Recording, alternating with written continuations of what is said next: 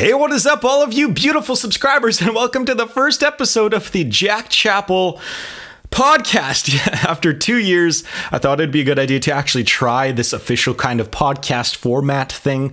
And so for those of you that are really just like my 5, 10, 15-minute videos, what I'm going to be doing is I'm going to be cutting up these podcast segments into 5 or 10-minute clips on each topic. And so if you just want to hear business stuff, I'll be posting the business clips on this channel so you guys will not be left out. But if you want to hear me talk about more topical stuff or just random stuff that I want to talk about, you will have that as well. And you can obviously watch this full podcast or listen to it on, iTunes, Google Play. I think we're on Spotify. I think I just put it up there. Then they don't notify you about anything, Spotify, at least in my experience. And one more quick announcement here is that because so in the past year and a half of this channel, what I have been doing is occasionally I've made like 10 high quality videos that I put a ton of effort into, and for whatever reason you guys just don't like that as much as me just ranting about business.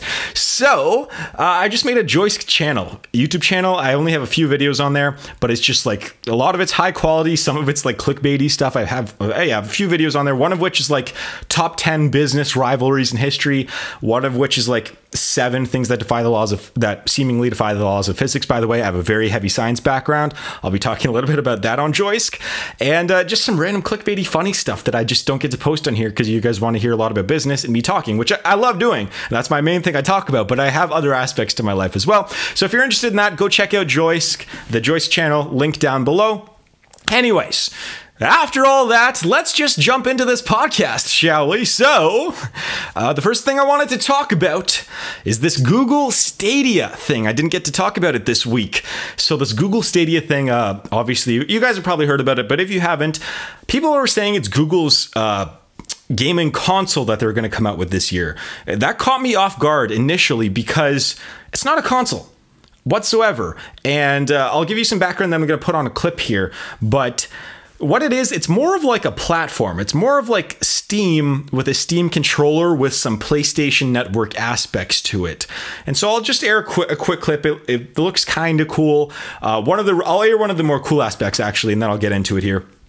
Is this, you can pause the game, like you can play a game on a laptop and on a phone and on a tablet and on a TV and on a desktop, whatever you want to, and it'll just continue the game from where you left off. There's some downsides to that, but anyways, here's a quick clip. Oh, play. From there our we go. data center. It's then easy. So it's playing from the data center to move that same game experience from exactly that moment onto the phone here on a Pixel Pretty 3 cool. XL. So you can play it on different platforms. Such, we're also enabling players to use your existing USB controller or mouse and keyboard when playing Stadia on a laptop. That's okay. That's kind of standard in a lot of games, though. But of course, we will have our own controller. All right. So anyways, that's just a quick thing. They play some Assassin's Creed here. I think they played it at the beginning here. Here's one more clip of it. The latest Assassin's Creed Odyssey trailer on Ubisoft's official channel on YouTube. You will notice the Play Now button. By simply clicking on that button, the player is brought directly into the game in a browser in as quick as 5 seconds. Okay, it's not going to take 5 Stadia, seconds. You just need to click on a YouTube video or link.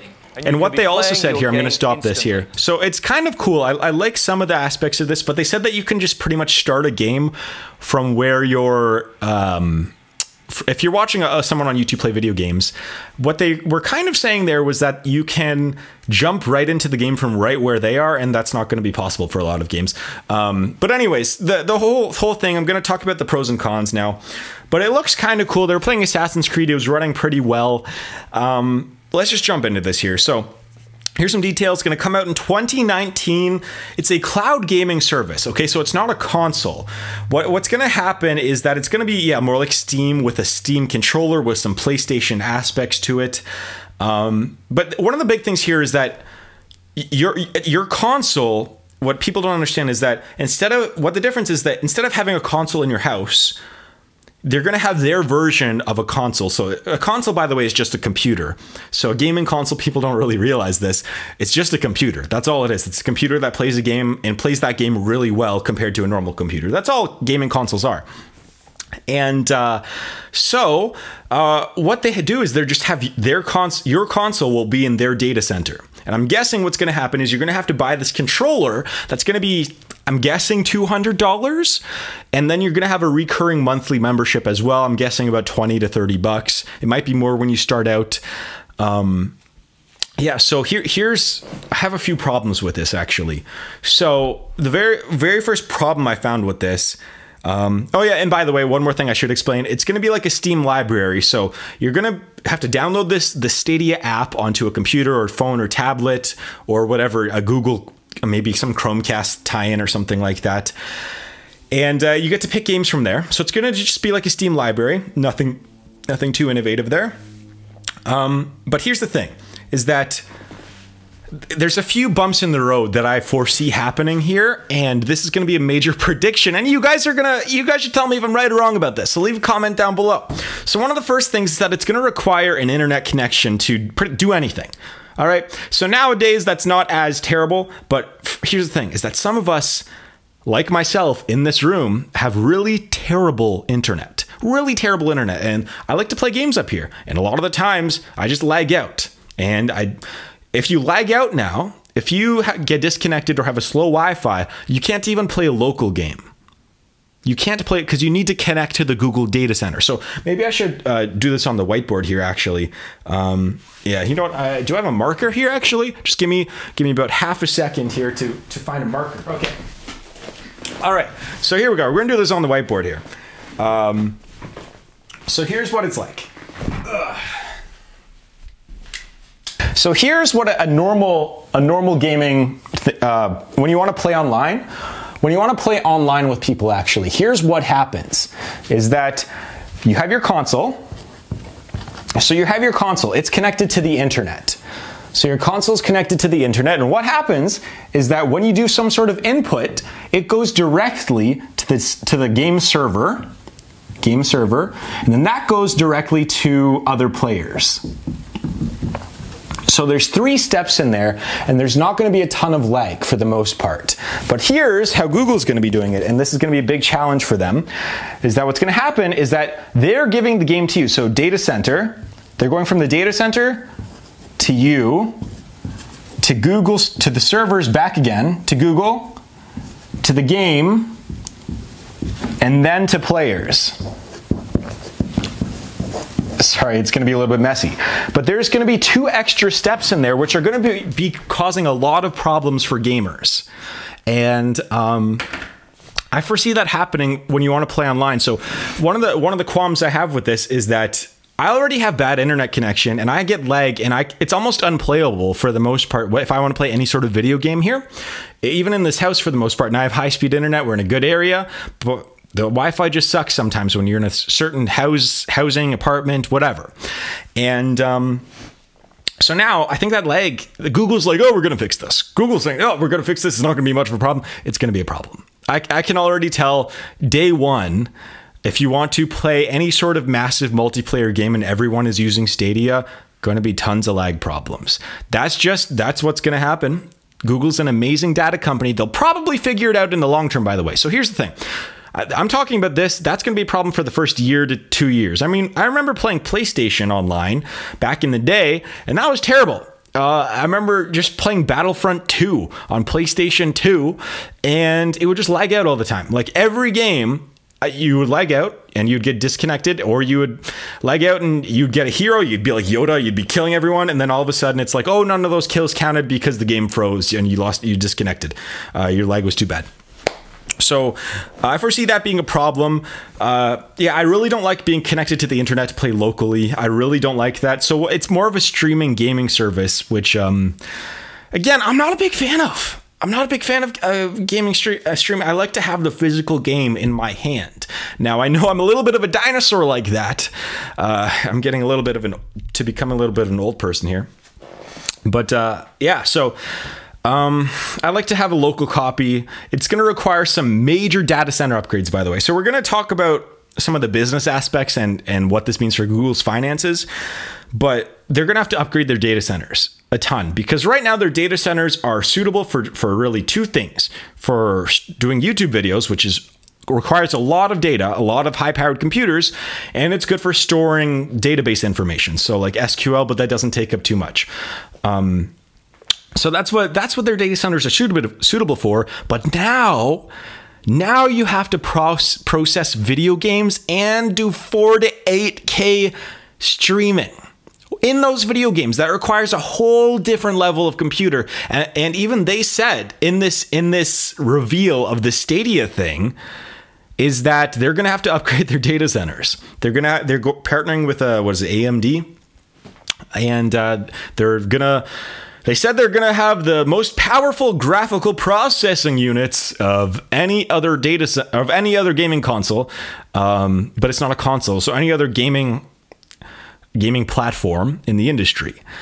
I don't know if there's truth to that or what, but they're going to have to. I don't know. Anyways, so a few more things I want to talk about here, but there are some pros to this. It's going to be a cheaper entryway for people. So instead of having to buy a $400 new console, like the next PlayStation or next Xbox is going to be $400, $500, this one's going to probably be about $200 is my guess. Maybe it'll be a little bit cheaper, maybe a little bit more expensive. I don't foresee them selling a controller, which is what they're selling you for $400. And you won't even need to buy the controller, I don't think. I think you can actually just buy the membership, which is going to be $20 to $30 a month. And yeah, so another cool thing I actually found too, it was kind of cool, was that fans can now jump in queue with people they are watching on YouTube, which I like that. So I like to play NBA 2K19 sometimes, and now all of a sudden fans can kind of just jump in and play with me. So that's I mean, I'm not going to play games on the channel or anything, but that's kind of cool if you're watching Ninja and then you get to play. That's Twitch, though. If he does it on YouTube or someone else plays on YouTube Markiplier or streams on, you can all of a sudden jump in with them. That's kind of cool, even though YouTube bans you for playing games a lot of times. Yeah, so jump in and play. That's a cool feature. If you're watching a trailer for a video game, you can literally just hit play and then it'll take you through to an ordering page, and then you're playing it after you download the game, which will take 5 hours. So the jump in and play thing's not going to be, it's going to be cool, but it won't be as great as they say. You can play it on multiple platforms. They're saying, now here's the thing. They're saying they can do this on 8K, with 8K games at 60 frames per second. There's no way. There is no way that they're going to do that. The technical requirements to do an 8K video game at 60 frames per second, especially if it's multiplayer, we're years away from that. We might even be a full decade away from 8K 60 frames per second multiplayer games. So they said that they're going to be able to do that in the next year. Good luck. Good freaking luck with that. I'm not betting on that. Yeah, so those are the pros. So here's my thoughts on this as a business and just an overall conclusion. So it's always good to have another company in a space. So now we have Nintendo, we have Xbox, PlayStation, and then you have the other gaming platforms. You have like what the Wizards of the Coast has their platform, Riot has their platform, kind of, and so we're just adding another platform to this, and I like it. What's the one with the Sims? They have their own platform. It's massive. I think they're owned by Microsoft, right? Oh my God, what's that game called? What's this? It's the orange thing. I've seen it. Anyways, it's just another platform. So I'm really kind of hoping that Google gets into the game publishing business. Apparently, they partnered with some of the biggest some of the biggest gaming engine companies in the world with Unreal Engine and Unity. So I'm more excited for the games that they can make, because Google has a lot of tech people. They might be making some pretty cool games in the future, some original games. I would guess in 2 to 3 years, maybe. And they'll usually have one game that they make on their own when they launch. So I'm excited for that part more than anything. As a business, I don't know. It's nothing special. I mean, the only difference is that it's Google doing it, and so they can integrate it with their other platforms. But this, from my perspective, isn't too different from like a stream, from like Steam with a controller, or like PlayStation has theirs and it's similar, except the only difference is that you have a console. You have your own console. That's the only difference. But Steam, for example, I mean, Steam is pretty much is Stadia, except just without YouTube, really. That's all it is. So I'm gonna probably try Stadia eventually, but from an innovation perspective, a lot of people are saying that this is a game changer. I don't know. I just foresee this as another big tech company probably going to have a successful subsidiary to it. So Microsoft launched Xbox. That it's going to be probably as big as Xbox. Yeah, maybe. That's my guess. And it's not going to wipe out all the other consoles from just, I don't know, my opinion. It's not going to do that, but it'll be another big player. It'll take away some market share for sure. From a business perspective, short term, this could be terrible, but long term, this could be one of the best things that Google does. Not one of the best, but it would play part for sure. Because if you get 1 million players again, paying $30 a month or something like that, probably 10 million. It's Google, so it's going to be worldwide. Actually, what am I saying? It's going to be tens of millions of players paying $30 a month, somewhere around there. It's going to be $300 million a month. I foresee this in the future if they do this properly. And so that's going to be an extra couple $1 billion. Now, saying that, Google, that's going to be like pennies for Google. Their revenue is, $100 billion a year. So adding another 1% onto that. But I think that this is just another part of here's interesting, is what Bill Gates wanted to do with Xbox was that he made Xbox not because he loved video games or the industry. He wanted to have a home entertainment system. And the Xbox was not supposed to be primarily a gaming system. When it launched, it was actually supposed to be primarily in another internet home entertainment system. So now, the Xbox One really only had games, but it slowly evolved into an entertainment system that had Netflix on it and YouTube, and you can do your emails and stuff on there, that has its own browser on there. And that's what Bill Gates intended. And I think Google's going to be doing something similar to that with Stadia, just their kind of own version of adding on to the home entertainment system. Anyways, we're going to move on to the next topic here. So give me 1 second here to reboot this. Did you guys see this? So not too far from where I live, actually, and where I grew up too. So a student wanted to learn how to fly an aircraft, and it's just a single engine aircraft. And I think it was a woman, and they were just like, you know what? This was one of their first times flying, and the instructor, they've been flying thousands of times. And then this happened. Someone caught this on camera, on dash cam. Look at this. Look at this. Look, imagine you're just driving along the highway. This was a few years ago. Boom! Look at that. Look at that. I didn't even know that this was a few years ago. But one more time in slow motion here. You're just driving along the highway, and then a plane comes out of nowhere. I would be crapping my pants if that happened. And imagine the probability that plane did not hit anyone. And by the way, everyone survived. 0 injuries. The plane crashed, and the plane is completely destroyed. The 2 people inside were completely fine. I mean, well, think about that.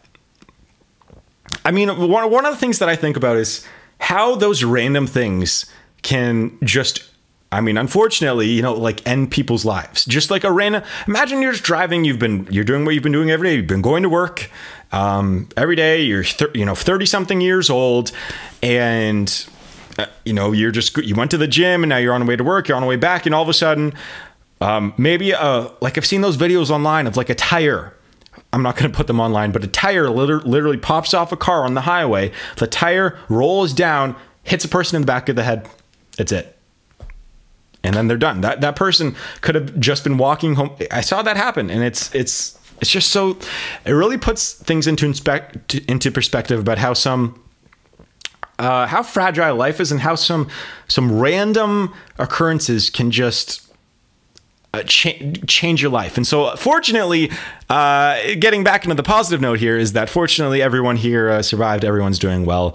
But yeah, I just thought that was crazy. I didn't know that happened a few years ago. I didn't even look at the dash cam. I thought that happened recently. But anyways, we're going to get back onto this economic talk here. So I want to talk about something that I was wrong about. And I like to own up to my wrongs because, well, here's the thing, is that I listen to a lot of other people out there. I listen to a lot of other business people talk. And like someone like Gary Vee, I love them. They're a beautiful human being. They do a lot of good for the world. He doesn't quite own up to when he's wrong a lot of the time. He's wrong about a lot of his predictions. And so here's something I was wrong about, was that I made two videos over the past 2 years about this. One of which was I was saying I made this video in 2017, and it was like what to do when the 2018-2019 recession hits or something like that. And then I think I altered it because I made a numerical error with my calculation, actually. But then I made another video saying that the recession should start by March of 2019.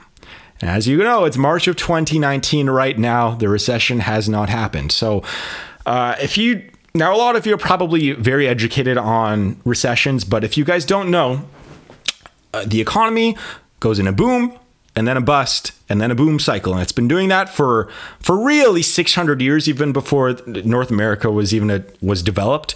But for sure, it's been happening for the past 400 years since the United States became a country. And there are zero exceptions to this rule here. So I'm going to bring up this list here. Actually, so there's a list here of all of the recessions that have ever occurred, going all the way back to like this one's from the 1800s. There are some that go back to actually the 1600s. But if you go through this entire list here, what you will find is that there has never been a period ever where we have gone longer than 10 years without a recession. So here's the thing. Is that I looked at this recently, and the last recession ended on June 2009, meaning that I'm still technically not wrong, but my guess was wrong. I thought it would happen by March 2019. Based on the history of the economy of North America, as you guys can see right there on screen, I'm putting it up there, it should be happening by June, but however, it might not anymore. I've lost all confidence that a recession, it might happen on time, on schedule. So just go through these numbers here. The longest time we ever had was actually a little bit more than 10 years. So from March 1991 until, so actually it was about 10 years. March 1991 to March 2001 was the longest time we ever went without having a recession, 10 years. And that was in the age of the internet. And so here's why I think this is happening. I have a few reasons for this. One is the Trump effect. I don't think that the president has too much sway in economics. He does for sure. But I think, 90% of, if not more, of what happens in the economy is by just the economy itself. It's just by the people involved. It's by the whole system. It's by the infrastructure. It's by cultural. It's everything like that. And then maybe 10% or less is policy. As long as there's not a gigantic radical shift in policy, which actually may have happened from just cutting taxes for everyone and every corporation, that was pretty big. So I think it's actually had maybe a little bit more than a 10% role in what's happened. Because normally what happens is that when someone gets in as president, they'll make like minor shifts. They'll make like, instead of the average tax rate being in the United States like 15%, they'll make it like 17%, or they'll make it 14%, or make it but this one was pretty big for corporations and pretty big for people making under $50,000 a year. Where they literally just either don't pay, some of them just don't have to pay taxes anymore, or just dropped by more than 50% of what they have to pay in taxes. And this has doubled the debt, which is not good. I mean, I recently talked to, but I'm going to, unfortunately, by the way, be a little bit more political with this podcast. I'm going to be talking about a lot more stuff. One of the next things I'm going to talk about is going to be very political, unfortunately, after this one. And I know a lot of you don't like listening to that, and I haven't talked about it in the past because people get on like teams when people talk about politics. And even I'll try to still be as neutral as possible, because I'll try, but I will say my opinions. But people get on teams and get so defensive about certain things, like. And for those of you that don't, if you're a sports fan, for example, like I hate the Patriots, the New England Patriots. I mean, like I just hate them. I hate everyone on the team. The second anyone on that team retires, I'd be like, oh, okay, they're a decent person now. They put on a different jersey, I'd be like, oh, I like them as a player now. But I hate Tom Brady, hate everyone on the team. Why? I just hate it. They kicked out my Chargers, my San Diego Chargers. Now they're Los Angeles, so I don't watch football anymore.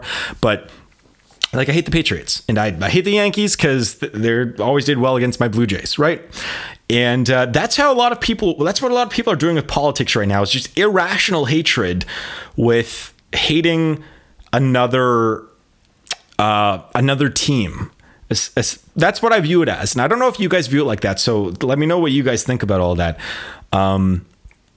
But so I'm going to be jumping into politics a little bit more now. But yeah, one of the things that, getting back to the Trump thing, was that I think that Trump I didn't know he doubled the debt, like almost doubled the debt, national debt. And people are I talked to a Republican about this, and he was doing all these points. And then I brought up the debt thing and saying how this might, in the long term, actually kind of hurt the United States if they can't pay off that debt, if they don't raise taxes again in the next few years.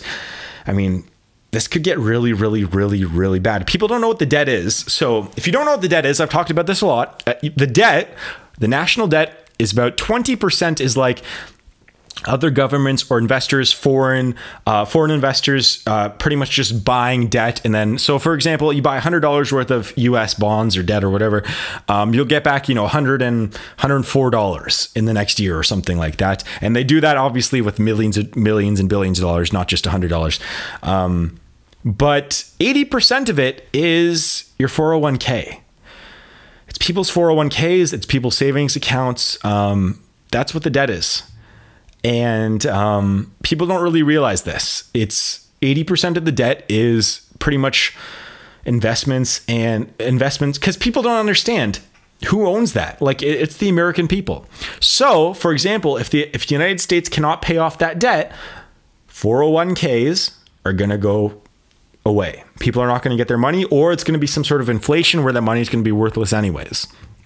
So, anyways, getting back onto this topic here about this recession, I'm getting off topic here. That was just, I was just trying to put in perspective is that Trump took out so much debt and pumped it into things like the military and the economy that in the short term, that might have actually been enough to push off this recession for a little bit here.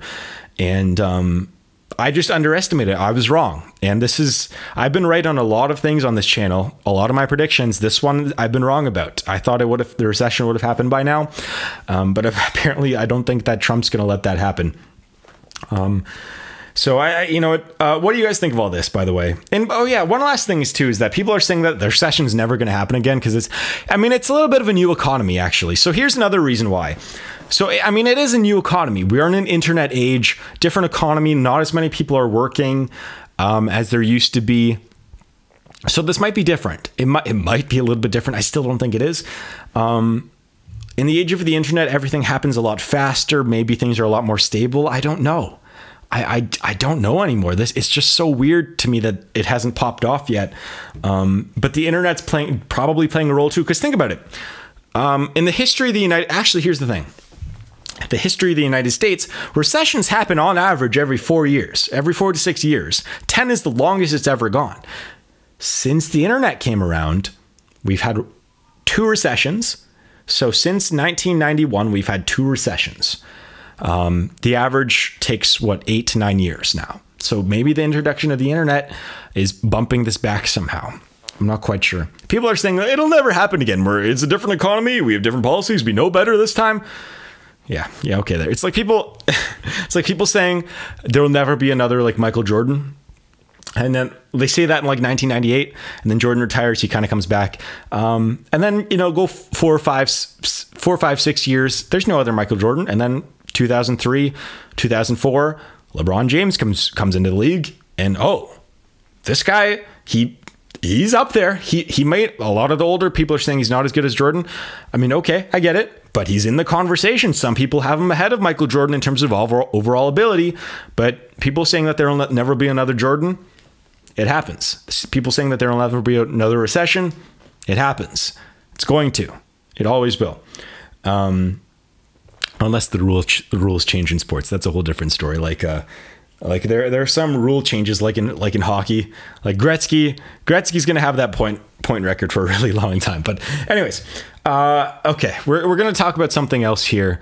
Let's just jump into it. So this next topic that I wanted to hit on, it's something I normally don't talk about because again, it's just I try to stay away from things that are even a little bit politically incorrect to say according to people on one political party. But you know, at this point, I'm going to be doing this podcast. I'm going to have to give my opinions on stuff. So I wanted to talk about this because I saw this commercial and it's been going on. This commercial's been airing on TV during NBA games for 4 months now in Canada. And I'll just air a quick clip of it. I'll fast forward through it, but it's a good commercial all in all. But anyways, just here it is. It's about the pay gap in WNBA versus the NBA. So here it is. My first love will be basketball. By the time I was 11, I I was the best player in the city. So it's talking about a girl and a guy. They're really both good at basketball. I'll pull it from 30. Thread the needle. Anyways, they're both really good at basketball. And then let's fast forward a little bit here. Back to back to back. I'll be Big E's second team. Big E's They both have. They're saying that how they both have the same accolades. Okay, let's fast forward here. And I'll get drafted in the first round. My rookie contract, $4 million. My rookie contract will be $40,000. All right, so that's what the commercial's about. It's about it's been airing a lot, and pretty much what they're saying is that WNBA stars, and it's true, get paid substantially less than NBA stars, and that happens. Okay, so I just want to give you a little bit of an explanation for why this is a topic that is bothersome from a business perspective. Because here's the deal: if the NBA draws in way more numbers and way more fans and has way higher ticket prices, and guys care way more about the NBA than girls care about the WNBA. If you ask a guy, even if they don't care about sports, to name 3 NBA players, they can probably do it. They can do LeBron James, and they can do, you know, Kevin Durant, and, you know, they can do Steph Curry, some of the more famous ones, or they can do even the Kardashian people, like the Lamar Odoms and whoever. People can name some NBA stars. I like basketball, and I have watched some WNBA games. And I can really only name like Candace Parker, and really that's about it for the WNBA. And I want to explain why the WNBA league makes, or players get paid a lot less than the NBA. So ignoring gender in this, by the way, because here's what made me mad is that they're bringing gender into this. Let's take gender out of this equation. So let's say all of the people in the NBA and WNBA, same gender, doesn't matter if they're women, men, who cares? Okay. So the NBA, on average, has about 17,000 people in their stadiums a night. They charge about $50 to $60 on average for a ticket. Obviously, in some arenas, it's hundreds of dollars on average, or $120 on average. Some arenas, it's $20. But regardless, 17,000 people, NBA ratings, millions of people watch nationally televised NBA games, or even if it's on ESPN2 or 3 or, you know, TSN, whatever in Canada, you're going to get millions of viewers. In Canada, you'll get hundreds of thousands of viewers. In the WNBA, you put them on the same network, on the same channel, in a similar time slot, maybe not the same time slot, but similar time slot. We're talking a 90% reduction in ratings. No one watches the games. You know, on average, they have a few thousand people going to the games. They give away tickets and no one goes. Just from a business perspective, they do not have as many customers or fans or eyeballs watching them as a league. And you can't bring as much you're not bringing anywhere near as much ad revenue, not bringing anywhere near as much ticket revenue. You're not bringing in, I don't know. Those are the two main ones, right? Tickets and TV revenue, right? Actually, that's pretty much for the most part. And maybe some online revenue or something like that. And merchandise too, that's another big thing. It's not even close. And what I really don't like about a lot of the WNBA rhetoric is that they're saying it's because of gender. And it is not. It is because people just don't want to watch. If people don't want to watch the NBA for a bunch of reasons, I guess. I mean, a lot of here's an example. All right. So in the history of the WNBA, there's only been like 5 or 10 people that have dunked in the league. Because obviously women biologically different than guys. I can dunk, right? Like I can dunk. I play basketball. Like well, maybe not at this current second, but I've been able to dunk a basketball pretty easily. and I really don't play, and I'm just like an average dude. I'm 6'3", right? But I can dunk, and I can make pretty athletic plays.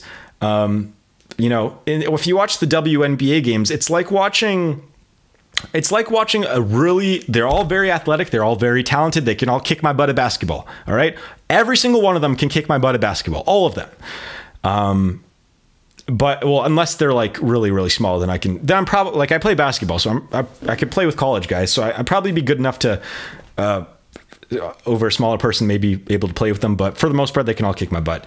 But here's the thing is that, if people cared as much about the WNBA as, a lot of people care about the NBA, their pays should be equal for the most part.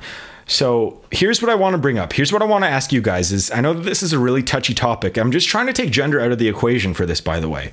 I'm just looking at this from pretty objectively. I'm not saying that women, obviously, I'm not saying women should get paid less at all. Like, that's not what I'm saying at all. I'm just trying to walk this line here.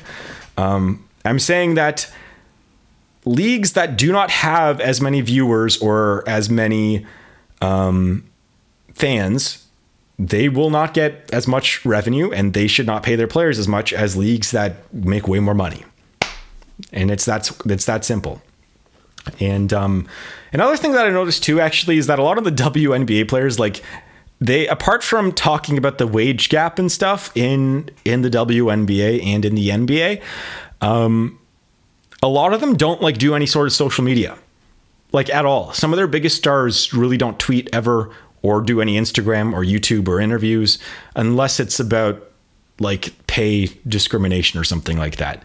It's not all, I'm not clumping them all in together. I've just noticed it from some of the bigger stars. I did look this up about like last week, actually. And, look at NBA. Like, LeBron made tweets about the president. And they're on social media all the time. They post GIFs, and now some of them have their own YouTube shows. And so, I mean, what I'm trying to say here is that you gotta get more. If you want to get paid more, you gotta put more eyeballs on the game. So my recommendation for a lot of WNBA players and managers and coaches is that try to do stuff that's outside of basketball as well. Try to get bigger on Instagram or Twitter or YouTube or Facebook, the new generation. I think that's what you have to do. And then, you know what? I think, I don't know, man. I don't know. I just feel like, guys make up larger than 90% of NBA true hardcore fans. And I feel like if the women had that many, if WNBA had that many women hardcore fans, then we wouldn't even be having this conversation. They'd be making, $30 million a year for the highest paid players too. So this is just something that kind of bothered me. And I'm really sorry if this offends anyone out there, but from a business perspective, it's the truth, is that if you don't have as many people watching the game, or paying to watch the game, or going or buying merchandise, you're not going to get paid as much. And taking this whole pay discrimination perspective, it's not the right way to go. It's not the right way to go. So we're going to move on from this now. Actually, one more thing about about basketball that I want to talk about. Let's just quickly talk about the NBA, because people, if you follow my Twitter, I talk a lot about the NBA, and I tweet a lot of Raptors stuff. And so someone asked me, actually, it was actually on Facebook, about who do I think is going to win the NBA Finals. And so again, this is another thing where I watch the NBA, so I talk about the NBA, and now more people are going to know about the NBA, WNBA. I don't know what they can do about that. Just get more people more interested in the game somehow. I don't know. Anyways, who do I think is going to win the NBA Finals? So I was watching my Raptors last night. And I actually want to show you a clip, actually. So I was watching, the best thing, the Raptors are playing OKC, Oklahoma City, and this was the best thing to come out of this game. Watch this. Look at his face here.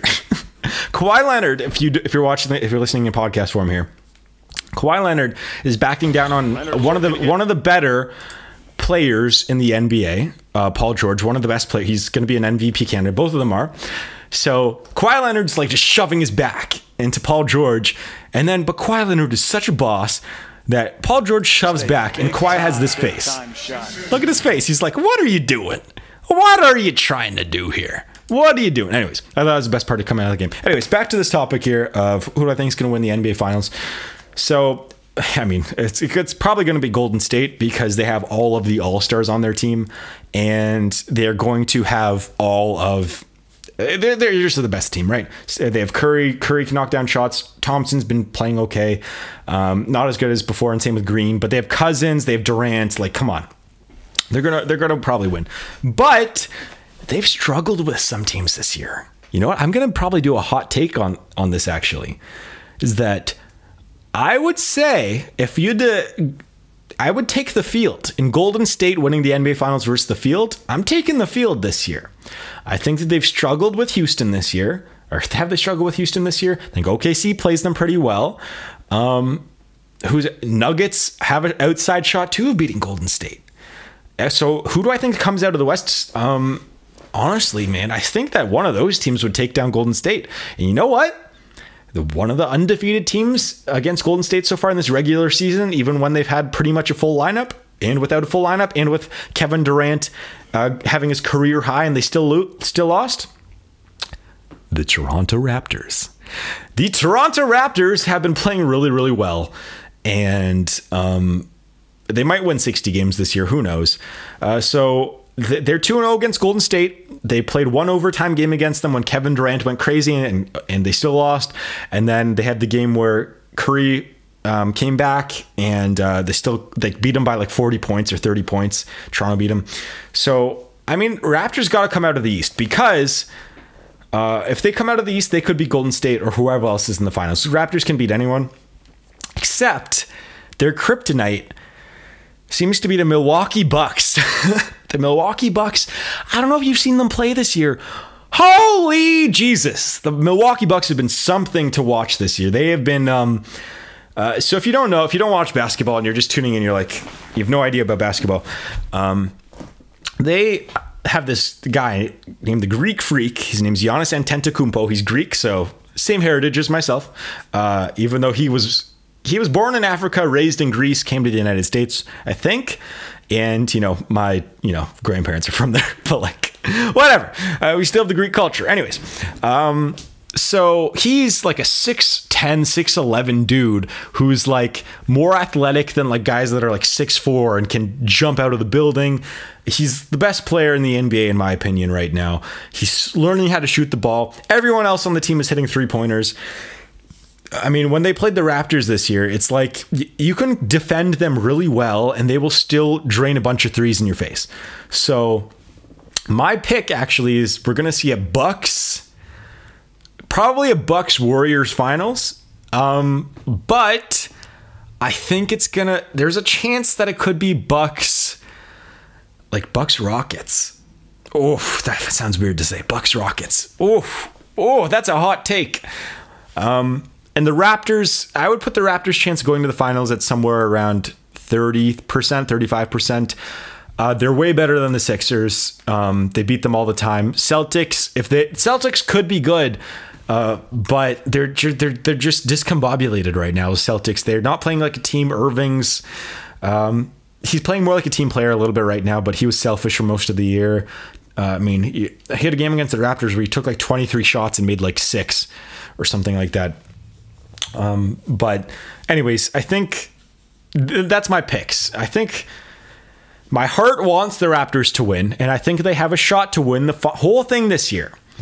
I think that my mind is going to say that the Bucks are going to win the NBA championship this year. Whew. What a hot take that is. So if you don't watch basketball, then just ignore this. But, that's my pick. I thought that was funny. The Kawhi face brought that on. So yeah, who do I think is going to win the NBA Finals? I'm going with the Bucks. Oh, what a steaming hot take. Okay.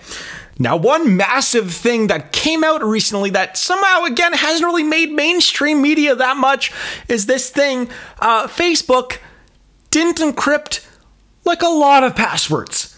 A lot of passwords. So they have 2-point-something billion users, somewhere around 2.3 billion users, I think. 600 million passwords are not encrypted in their database. So what does this mean, by the way, from a tech perspective? Okay, so they're going to get hit with a giant fine here. And that's what I think is going to happen. They're going to have like 3 days to get to encrypt these passwords. By the way, they could probably do, you could make a script to encrypt these I could do it in probably 10 minutes, and then it would take probably a few hours to implement. So they're going to solve this issue, but 600 million passwords are not encrypted. What does this mean? Is that, so when you enter a password, your password into a website like Facebook, like Amazon, like YouTube, like Joisk, by the way, we have, I don't know how many, do we have 1,000 accounts on there or something like that? I don't know, 1,000, somewhere around there. In terms of emails, we probably have more than that for sure.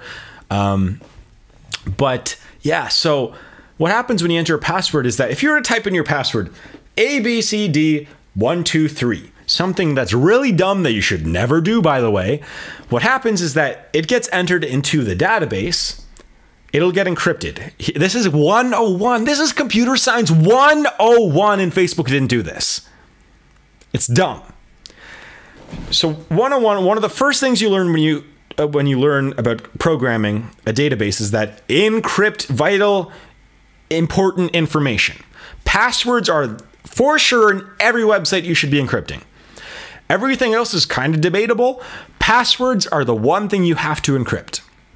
So when you enter that password ABCD1234 into a database, what will happen is that it gets encrypted, and instead of it being in the database as ABCD1234, it's gonna be a string of like 100 random characters as like 1ZYQL exclamation mark sometimes, and it'll be like that for 100 characters. And so it encrypts it in a code where you can decrypt it in the future when people want to use that to log in. And so your password in most databases is not ABCD123. It is a string of 100 random characters, or 200 random characters, or 300 random characters. I think the Joisk passwords might be somewhere around 300 random characters, might be more. I don't know. And so what this means is that people at Facebook, engineers at Facebook, had access and could see all of your passwords. And I think a journalist uncovered this, by the way, when he went to go visit one of them or something. But yeah, it was like, that is something that should never happen. You should never be able to look at people's passwords under any circumstances. There should be some stuff that companies should be allowed to see. Obviously, page views. You know, you can encrypt certain things. Some things you don't really have to, like addresses. You can encrypt them too. It really depends on what information you are, but passwords you have to encrypt all the time. And the fact that engineers at Facebook had the power to go and look at everyone's passwords and emails. Nothing else was encrypted, by the way. I think Messenger might be encrypted, but like emails and passwords are not encrypted. So engineers could go into anyone's accounts if they wanted to, just do whatever they wanted. But they didn't, I don't think. But having that capability is something that is quite scary. Like right now, if you wanted to go onto joisk.com, or if I wanted to go and hack into your Joisk account, I could not do that. I can like ban your account if I want to. I can suspend your account or delete it or something. But I cannot go into your account and do anything with it. I cannot change your information. I can't do that. All I can do is just really like ban you. That's it. And yeah, so that's kind of scary on Facebook, especially because there's so much personal information on Facebook. On Joisk, again, you have first name, last name, and address. That's really all we get, and an email, right? If you want to order something from there. Now, if you want to sell on Joisk, we have this like seller token ID, but again, we don't really get much from that, from Stripe. But like, we don't get much information. But the fact that this giant company did not do one of the basic things in computer science or programming for 600 million people, it's astounding. So what would happen? Again, these engineers have access to your accounts. What would happen if this happens all the time? A hacker got in there, was able to look at the database. What happens? Because here's what happens usually when a hacker is able to get access to a database is that all the passwords are encrypted. So they have access to the database. They'll try to do some things and brute force it and get through the encryption. A lot of the times that works, but they really can't get through a lot of, if your password is not 1, 2, 3, 4, ABCD, as long as it's something like that, they cannot get into your account. This, your password can be really, really long, 13 characters, uppercase, lowercase, special character, number, everything. And the hacker could just be able to, they could just see it and just take it and type into your account, and now they own your account. So out of everything here, that is the scariest thing about this is they've been known to leak data, and they don't even protect some of their data for, what is that, 20% of their users, 25% of their users? 25% of their users had unprotected passwords. Kind of crazy. So what do I think about Facebook right now, by the way? Here's also something I've noticed about Facebook too, just as a business. So what I've noticed personally is that I've been using Facebook ads for Joisk, and the amount of young people on Facebook is so much lower than it used to be. Like, I knew it was lower. It's like when I run a Facebook ad, and normally it would be mostly young people when I would run them 5 years ago.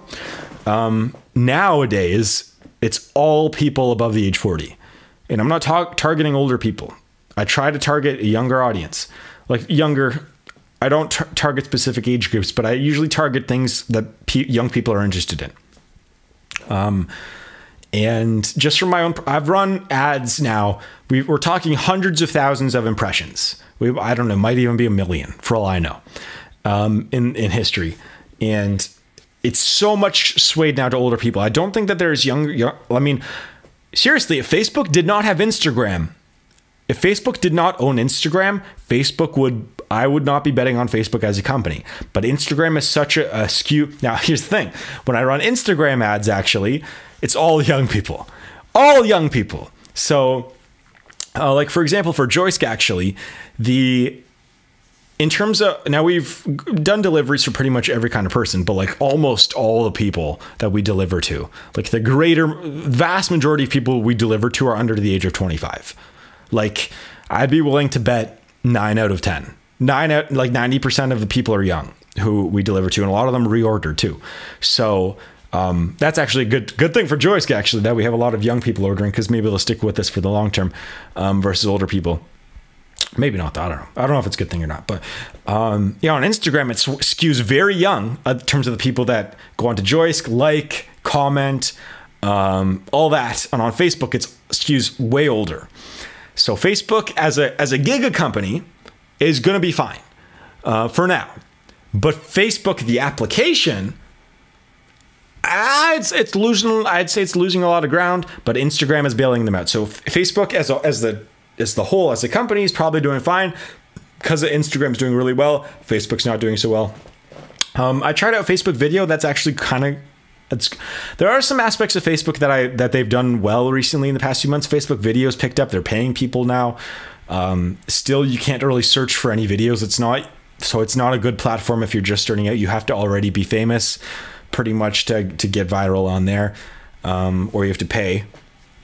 But Facebook as a platform, it's it's so weird. I mean, remember those days? Remember those days when you were a kid? Or at least I remember going on there, grade 8, grade 9, whenever I joined, and all of my friends would post everything about their lives. Everyone. And it was really cool, and it was fun. You got to see what everyone was doing, what everyone was thinking, what everyone was doing, saw pictures, but the fun thing, whatever that you couldn't go to, you got to see what your friends from, 2 hours away were doing. Oh, they did this. They're like, everyone was posting their thoughts. And now there's just a wasteland of old profiles. I mean, I used to be on Facebook a lot when I was in high school. Now I barely go on anymore. I just go on to post stuff, and that's pretty much it. To post like onto my onto the Chapple and Joisk pages. Do you guys still use Facebook, man? I mean, Zuckerberg, man. I saw this thing about Zuckerberg where apparently he still drives his own car, which is something that I didn't think that he would be doing. I know that's a little bit of a weird thing, but you think that when someone has like $1 billion, you can't get someone else to I mean, maybe he likes driving. I don't know. He's driving like some Escalade or something, but I wanted to watch that deposition again. His deposition where it's pretty much 400 old people got to talk about how they knew nothing about technology, but were like, bad Facebook. We don't know anything about tech, but you guys are horrible. That's the whole deposition summarized. Yeah, anyways, this whole Facebook thing, I don't know. It's just another scandal, man. It's another scandal for Facebook. They're going to power through it. They might get a little bit of a fine. Probably not, though. And they're just going to power on through. It's Facebook. They've been around for a long time. They're not going anywhere for the next few years. Instagram's carrying their butt. Oh, look at that. We just got a notification. The Dow rallies more than 200 points. Biggest gain in a month as Apple surges. Yeah, there are a few things I want to talk about too, about the stock market, but maybe we'll save that for the next podcast, actually, closer to when Disney launches their platform. So what do you guys think about Facebook? Let me know in the comments down below. So something that people have been asking me about in real life is my thoughts on Andrew Yang. And if you have not heard of him, I'll give you a little bit of background. He's quite interesting, actually. So Andrew Yang, he's a 44-year-old. He was an entrepreneur. I think that what he did was he built up an educational tech company. I forget exactly what it was. I think he sold it. I think he brought home somewhere around a couple $1,000,000, enough to be like, okay, I'm good, but like not enough to be like, I'm not good for life. Or I guess he could be, but you know, he's not a super rich guy, but he's done very well. He did a business thing, but here's the thing. He wakes up one day, I think last year, and he's like, I'm going to run for president. That's not his voice, by the way. I don't know why I did that. He says, I'm going to run for president. That's what he says. And everyone's like, oh, yeah, okay. I think his wife was just like, he's like, hey, honey, I'm going to run for president. And then his wife's just like, yeah, oh, that's so sweet. That's so sweet of you. Can you pass the salt there, honey? And he was serious about it. So he spent the next year or so trying to get on TV. He got onto the Joe Rogan podcast. He did a bunch of interviews in the last year, a lot of which were really good. I watched a few of them. And I think he got the minimum requirements to, I think, be in the debates, which is quite amazing because of this two reasons. One, because he was pretty much an unknown person, didn't have a social media following or anything like that. He was just a business dude. Seems like a bright guy. He actually seems like a very bright guy. He seems like a good person too, like a good human being, business dude too. But the second thing is that he is campaigning on something that is quite controversial, which is universal basic income. And this is something that I've talked about a few times on this podcast, or not on this podcast, on this channel. And I'm going to kind of give you my thoughts on Andrew Yang here and what I think, because he hasn't given too much about his whole platform, but he's really going hard after universal basic income for everyone. So here's my thoughts. Is that, let me just scroll down here to this. So free cash. All right. So he wants to give Americans $1,000 a month, roughly. As universal basic income. He wants to do a few other so $1,000 a month for everyone, like everyone, everyone. I'm guessing over the age of 15 or over the age of 18, right? So I'm guessing out of the population, 330 million people in America, that's probably 200 something million, 250 million, I would guess, are over the age of 18. So 250 million people, $1,000 a month, and that's it. Like no strings attached. You don't need to do anything with that money. It's not a tax return. It's just, you're literally $1,000 a month. You could be making $50,000 a year. You could be making $20,000 a year. You could be making $150,000 a year. You're going to be getting that $1,000 a month. So he had some good reasoning behind this too, by the way. I mean, we'll get to my thoughts on this in a second here, but his reasoning behind it was pretty much, look, okay, so his reasoning was that, look, a lot of jobs are going away not because of people crossing the border illegally or whatever the other talking points are. People are losing jobs from automation. They're losing jobs from a changing economy. Those two things, and they're tied together for the most part. And so now, a lot of coal mining jobs are being replaced with like coal miners with like solar jobs, solar engineering jobs. And a lot of those solar engineering jobs are kind of done by robots. For like, some of them are done by humans, but to build solar panels, a lot of them are just done by robots. And a lot of industries are getting hit really, like truck driving is going to be one. He talked about this really, really hard on Joe Rogan's podcast, was that you know, how many, there's what, truck driver is the #1 occupation in the United States in terms of how many people. I think there's 6 million people, or 30, I don't know, 6 to 20 million or something. It was a really high number. The most common job in the United States is truck driver. And now we have automation coming, and those jobs are probably going to be taken away. Now, I actually don't agree with that fully. I'll talk about that in a second here. I do agree with it, but not fully. So #1 job is truck driver. A lot of jobs are going away. Tech is doing a lot more. Even programmers are kind of, even though there's a big need for programmers, AI is doing a lot of work now. And so here's what he was saying was that in the next 10 years, cars and trucks are going to get so intelligent that they will not need truck drivers to drive them. That's true. But people are thinking that the trucking industry is going to be going away, and that's not the case. I mean, trucking, obviously, automations can take a lot of it, but here's the thing is that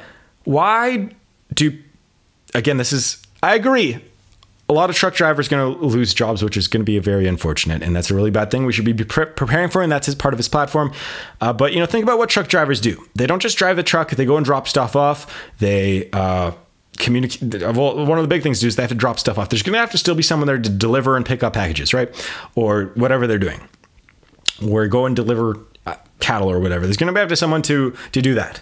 And so I think the job of the truck driver, a lot of it's going to go away. Some of it is going to be staying. There's going to still need to be the delivery part of it. People are thinking that it's going to hit the post office. No, the post office is going to have drivers for a really, really, really, really, really long time.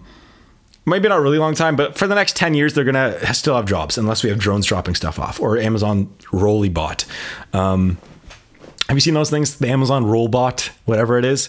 It's like it rolls down the street. Like you can do that in like well-off places in like San Francisco where no one's going to steal that robot. You know, good luck delivering packages in like, you know, parts of Detroit with that. The people are taking that bot and they're running and they're taking the package too. So anyways, back to this. Andrew Yang. So he was saying, because all these jobs are going away, we should have an automation tax. An automation tax where if you want to employ a robot, instead of paying someone, whatever, in the United States, $10 an hour for a cashier job, you have to do a $5 an hour tax for this robot, which I get it. I think that is a little bit, I'd be okay with it if they do it right, but it's a little bit of a slippery slope in the sense where, you know, you have to put in a lot of R&D into that robot. You have to put in, we're talking to that McDonald's robot, the order machine, we're talking tens of millions of dollars of R&D had to go into put in one of those machines in, maybe hundreds of millions of dollars. And so what it's going to do is it's going to reduce long-term profits for a lot of companies. And especially if a company, as long as a lot of companies are doing that are not Google, or are not Apple, or not McDonald's, or not Walmart, those giant giga companies. So now if you want to employ a robot to help save money, if you're a small business, you're going to have to pay money. And I think it's going to be tougher for small businesses to latch onto that, to catch up, I would say. But anyways, that's off topic, actually. I didn't want to talk about that. Let's get back on topic here. So what are my thoughts on the tax itself? I think is okay. The universal basic income. My thought on the universal basic income has always been this, is that if we had the resources, if we have the resources to cover everyone's basic needs, that is a good thing. To give everyone, if everyone had their electricity, you know, enough money for like a really terrible apartment, right? Like a basic level apartment that you can live in. So you have enough money for electricity, like let's just say like a really terrible small apartment from wherever you live in, and enough money for groceries. Like, and not like high-end groceries, not Whole Foods, like craft dinner level groceries. If you could have some sort of basic income to cover those things right now, because if you want to do more, that's not possible. Well, even if you had the resource to do that, I'd be game. That'd be cool. I'd like that. But the thing is, I think that a lot of people that are for this think we have more resources than we do. People think that you can just tax Jeff Bezos take away half of his money, and it would be enough to give everyone universal basic income over the next 50 years. And that's not going to happen. It can't. All the billionaires out there, they do not have $100 billion in their bank account. all the people who have $100 billion in net worth probably have about $1 billion, $2 billion, $3 billion in the bank, which is still a ton of money, a lot of money.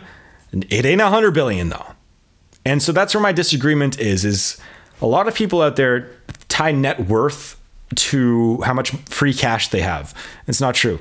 And I just don't think that we quite have the resources for universal basic income. And the other thing too is that he cited some studies where about universal basic income having a positive effect, and those studies were fine in Europe. Some of them were. Some of them were not. Some of them we tried here in the 70s or in the 80s, 70s or 80s, and the universal basic income was given to people that were lower middle class and not having enough to like get by in like a really bad apartment. They'd get the money, and it'd be, instead of having it going to savings or having it going towards some sort of job prospects or something to improve their skills, it was out the window. Someone bought a truck. I remember this. Someone bought a new truck for like $14,000 or something, and that was their entire yearly income from universal basic income they were getting. So $14,000, $12,000 or something like that, and it was gone. Like, that's not a good use of money. So, but so then again, some people, we've seen this too. Another experiment showed that, there was a single mother who was making 40 grand a year, 2 kids, could barely afford to get by, had a bunch of debt. The mom used it to pay off debt, and now, their kids get good meals now. That's someone who used the money properly, and she's able to save $100 a month, which is way more. $100 a month versus zero is a ton. Trust me, it is a ton for that. So my opinion on this whole thing is, that's my thoughts on universal basic income. Now back to Andrew Yang is that my thoughts, he's not going to win the Democratic nomination. He could be one of the finalists. I think that he connects enough with young people in a similar way that Bernie did, where he could become one of the finalists, but I think he's still a little too far away. It's really difficult when you run for office where you go from zero popularity to like to 80% than it is starting at 70% and going to 81%, right? That's what I'm trying to say here is that, people like Bernie Sanders, Elizabeth Warren, she's not getting it. It's going to be Bernie. But people that are already well known will probably get in. Maybe the Beto O'Rourke guy announced too. I don't really know much about him, but yeah. So Andrew Yang, I really wish him the best.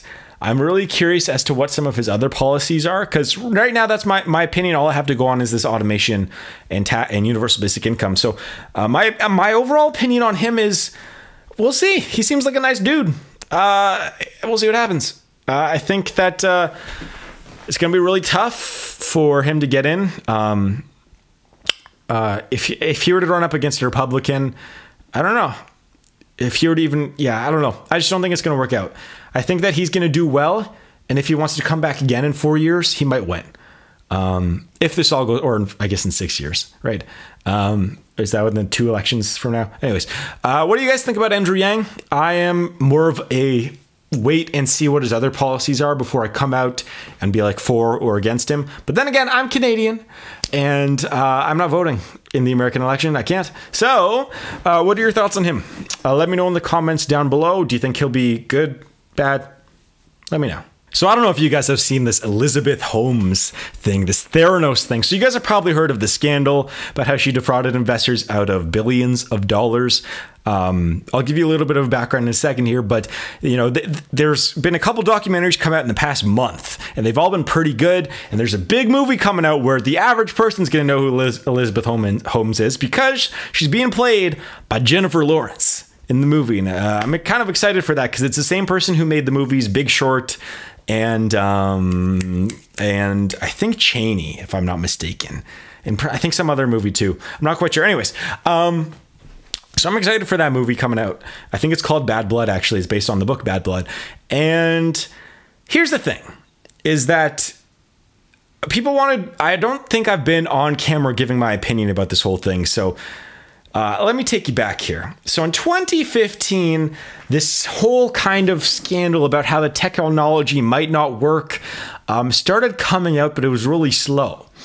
And I remember, so Theranos, I guess I should give you some background on this, is that Theranos, for you guys, if you don't know, they were a medical tech company that their tech that they said they were doing was you could prick your finger and you could have a whole full blood work done. So cover everything that would normally take 8 vials of blood. You could do it in one prick of a finger, or I guess 3 vials of blood. 3 to 8, actually. Depends on what you're getting tested for. Anyways,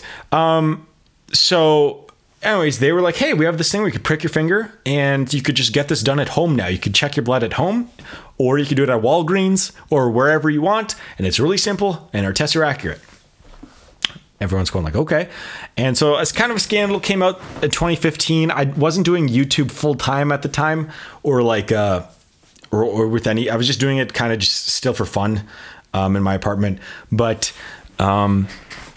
anyways, I remember seeing this interview though. I remember seeing this interview, and I wasn't doing business news at the time, and it made me raise an eyebrow. So she went on to Mad Money, which is a business program, which is fun, where it's Jim Cramer pretty much just goes crazy. He's just like, Theranos says da da da da da, and he does it all in one take, and it's just like 8 minutes of him just spitting knowledge and facts. I don't know if he probably has a teleprompter. He has to have a teleprompter because there's no way he can memorize all that stuff. But he always has good bits in it for like 5-10 minutes, and he interviews people. And she went on there, and she was defending her tech, and I was like, okay, I still don't quite believe her. And then this happened. I noticed this, okay? And I never came out and said this because, again, this is 2015. I was still a young buck. And I wasn't talking about business news. Listen to her voice here. And I remember watching this and I raised an eyebrow and then just kind of moved on and forgot about it until this all came up again. But I found the interview. It went like this. So here's her voice. And let me know if I'm crazy, because someone thought I remember showing this to, here's what I remember. I remember showing this to my girlfriend, okay? I remember showing this to her. I think it was actually, I showed this to her later in 2015 or in 2016. But I remember showing this to her and I was just like, am I crazy here? Or is she changing her voice? Because when Elizabeth Holmes talks, she sounds like, I always thought she had a cold. This is before the scandal came out. It always sounded like she had some sort of cold or throat infection or something. I'm not trying to be mean, but that's what she sounded like. And then this happened, okay? So here's her voice, what people are calling her fake voice, okay? And I picked up on this, I remember. This is what happens when you work to change things. And first they think you're crazy, then they fight you. Okay, so that's her fake voice now. I think she slipped up here. Here we go, next one. From this summer, from a 900-patient study where we got FDA clearance of the exact system that the journal is questioning.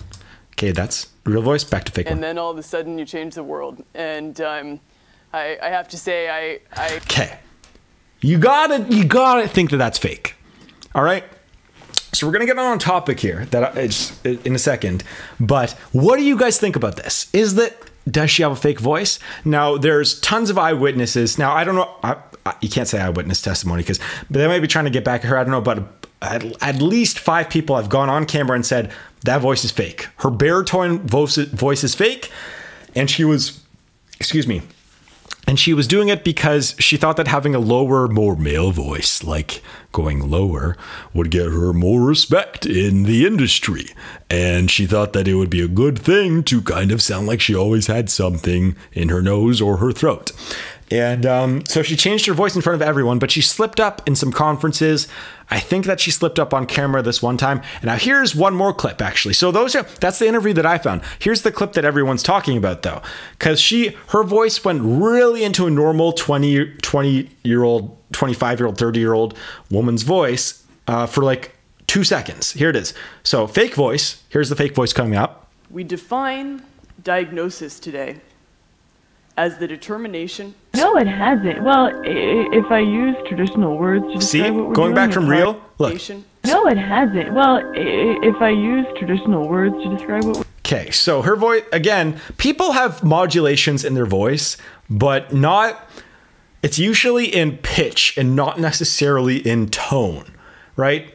I guess it's a little bit different, actually, but Like, for example, if I go like this to like this and I go way up here and then I go like way down here and talk like this, you know, it still sounds like the same voice. I don't go like this, what she is doing and trying to drop my voice by tightening up my throat.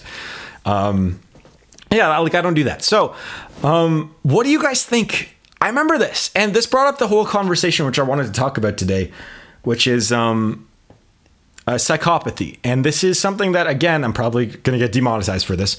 But I think it's something important to talk about because a lot of people that start businesses that are very successful are not psychopaths. A lot of them are borderline or just very narcissistic. So people think that there's the whole Wall Street psychopath thing. And there is definitely a higher prevalence of that in people who are on Wall Street and entrepreneurs too. You have to be kind of crazy a little bit. And so people don't know about this line. So by the way, if you guys don't know, I'm heavily involved in science. I went to university for it. You know, I have background in all the sciences too. I went crazy. I had a triple minor in a bunch of different sciences for fun. Anyways, so there's this line between, I'm not a PhD though, by the way. So just getting that out of the way. So don't know exactly what I'm talking about, but I know a little bit. So there's this line, all right, between, there's like a normal here, and then there's kind of more an altruistic over here on the left side, which is you're selfless and, you know, you're thinking of others and you're not doing it for yourself. So there's normal. On the left is like altruism, not politically, just, you know, just saying. And then on the right side, it goes narcissism. So you're selfish and you're okay and you lie a little bit and stuff. And then you go a little bit further and then there's mild psychopathy. And then you go a little bit further and then there's true psychopathy, which is people have this thing about psychopathy and yeah, as entrepreneurs and billionaires, and it's kind of true, but it's a different kind of psychopath than the people that go out there and, you know, kill a bunch of people. So how do I explain this correctly? So actually, you know what? Here's a good example. Is that there's some traits, some tests you could take online. I've taken a few of them actually, and so there are some tests you could take online where, and I actually took one in person too, back in high school. So where it just asks you a bunch of questions, like 20 questions, 50 questions. Usually you need about 50 at least to have it be considered a decent test. But it'll be like, you know, are you willing to lie if it means that you're able to get what you want, or are you comfortable spending tons of hours alone? Are you able to, you know, it's just random stuff like that. Do you have social anxiety? Are you, you know, there's a bunch of questions. Go look them up online. And, you know, for me, I've taken a few of them. I'm pretty much on the line of mild. I've had one where the one in person I took, I was actually the only person that they've had there. The only person we were on a trip and then we had to take this psychopath test and there was like 25 kids in the class. I was the only one that I got one number above what it is deemed to be a psychopath. And then I've taken some online where I got one number below. So I'm like kind of like on the fringe here. But here's the thing is that you kind of have to be crazy to be an entrepreneur in a lot of cases. Where you have to be willing to be very lonely. You have to be willing to pretty much be crazy dedicated to one thing and like ignore everything else. You have to be able to willing to ditch your family and friends for a lot of things. You hear this all the time. A lot of those traits are what appear on the tests. And it's not exactly healthy either to ditch your family and friends. Like people, I talk about this all the time, how I pretty much spent 3 months alone in a 10x10 office to build Joisk, to learn how to code. And then it took me a year to build Joisk, but I was talking to people a little bit more. Anyways, so here's the thing is that I would consider myself more of an entrepreneurial, like, I'm a little bit of a narcissist, but not too much. I try to, you know, do what I can for other people. But a lot of entrepreneurial traits, you have to be a little of a mild psychopath. Now, a lot of people, I'm going to guess Elon Musk is kind of like this too, to more an extent, or like people that are like even a Peter Thiel, like super smart guys. And I bet you that they would pass and be a mild psychopath. But the thing is, I think that you can be very successful if you are self-aware of it. if you know that you are crazy and you're not crazy towards hurting others and you're just crazy towards business, then a lot of the times that is different. That you can be successful and a good person and live a very good life. And like, again, it's different. And I think that Elizabeth Holmes, tying this all back in here, she went the lying route. And I don't think that she was doing it on purpose. I think that she just was not self-aware enough. And I think that there's a big difference. She was not trying to hurt anyone. I don't even think that she was trying to do this to steal a bunch of money or anything. I think that she was just trying to do what she thought would be good for the company. And I just think that she wasn't now obviously what she did was horrible. Billions of dollars, gone away, lied to everyone. Actually, one of the things she did was she at the company had a couple thousand people at it, and the development team, so the people building the technology, were in a separate building than everyone else, because she didn't want the people building the tech to tell the other people, we don't have the tech and we're not even close to being ready. And so that is, it's quite interesting. And this is something where you do have to be crazy if you want to, especially if you want to be a tech entrepreneur. You really do have to be crazy, and you have to be alone a lot. If you want to be especially a solo founder too, like Bezos. I mean, Bezos, it was him, his wife, and like one dude. And the one other dude, I forget his name, but I mean, he wasn't there full time right away. So it was pretty much Bezos himself, and then his wife would help out with accounting or whatever. I think Musk was like that with his first couple companies. It just happens. You have to spend a lot of time alone working on the tech, and you have to be crazy to do that. It sucks. It sucks. Like, I have to spend all this. Again, I'm not a super successful person. Who knows? I mean, I'm doing pretty well for some of my age, but I'm not a super successful, multimillionaire dude who's built up a giant company. But, I've done pretty well, and I've had to pretty much stay isolated from everyone else for about a year, where I haven't hung out with. I've hung out with my friends once, and I've gone on dates with my girlfriend, but I've really hung out with my friends once in the past year. And are you willing to do that? To really only take one day off, full day off, a year to build a company? You kind of have to be crazy. Are you guys willing to do that? I don't know. It's funny. So I was watching this video online of a bunch of people close from here at the universities around here.